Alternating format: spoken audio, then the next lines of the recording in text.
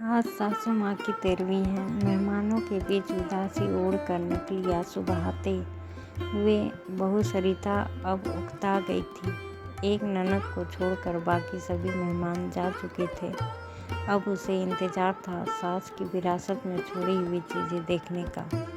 उनके अलमीरा की चाबी की जानकारी केवल ननद मीरा को ही थी। उसने सबके सामने अलमीरा खोली। सामने ही लॉकर की चाबी और एक कागज़ का पुर्जा पड़ा था। मीरा ने माँ का लिखा हुआ संदेश पढ़ा। माँ ने अपने जेवर इकलौती पोती और बेटी के नाम किए थे। कैश रुपयों पर बेटे का अधिकार था। उनके सभी नए पुराने कपड़े गरीब महिलाओं में बांट दिए जाने का जिक्र था।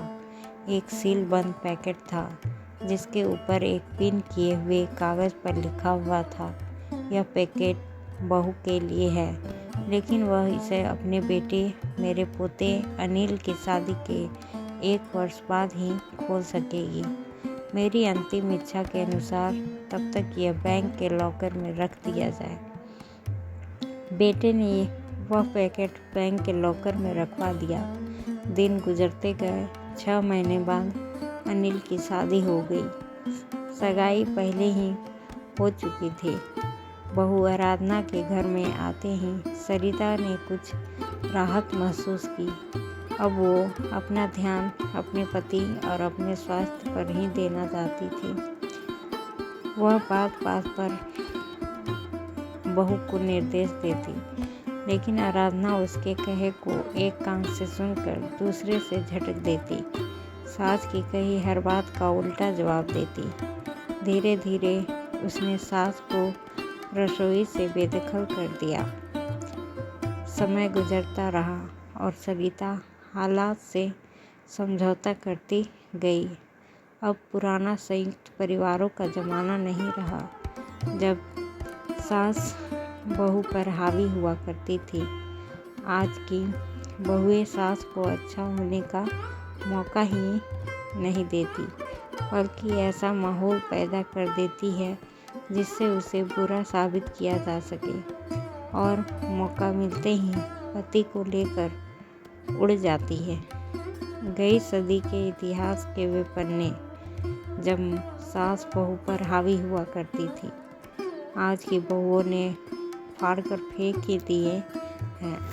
सास कितनी भी पढ़ी लिखी और समझदार हो, लेकिन बहू स्वतंत्र ही रहना चाहती है और इसके लिए जाल बुनती ही रहती है, और सास का नाम ही परिवार की सूची से मिटा देना चाहती है। उसने भी तो यही किया था ना अपनी सास सुमित्रा के साथ। वह पढ़ी लिखी सुलझे विचारों की महिला थी और अपने पुराने विचारों के साथ से मिले हुए कष्टों को भूलकर सरिता को हर तरह की सुविधाएं, सहयोग और प्यार देकर सास के नाम पर लगे मनहूस धब्बे को हमेशा के लिए मिटाकर नया इतिहास रचना चाहती थी। लेकिन सरिता क्षण भर भी खुशी ना दे सकी थी उसे। आज उसे सास की बहुत याद आ रही थी। तभी सामने लगे कैलेंडर पर उसकी निगाह पड़ गई। 2 दिन बाद ही बेटे बहू की शादी की पहली वर्षगांठ है। सास की वसीयत के अनुसार 1 साल पूरा हो चुका था। तीसरे दिन ही वो बैंक जाकर लॉकर से अपने नाम का पैकेट निकलवा कर ले आई। मन में उछल पुछल मची हुई थी कि आखिर उसे सास ने क्या दिया होगा। बेटे बहू के इधर उधर होते ही उसने वो पैकेट खोल दिया। अंदर सास के तह किए हुए लगभग 1 दर्जन पुराने रुमाल थे और एक दूसरा पैकेट भी था। देखकर अचानक उसकी आंखें एक सवाल लिए सिकुड़ गई। साथ ही पिन किए हुए कागज पर लिखे शब्द पढ़ने लगी। बहू, ये वे रुमाल हैं जिनसे मैं बेटे का विवाह होने के 1 साल बाद से मृत्यु पर्यंत आंसू पोंछती रही। पढ़कर उसकी आंखों से अविरल आंसू बहने लगे।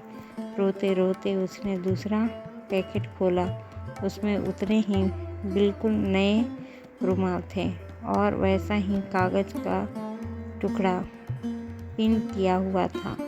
उसे कहीं से सास की आवाज़ सुनाई दी, बहू रो रही हो ना?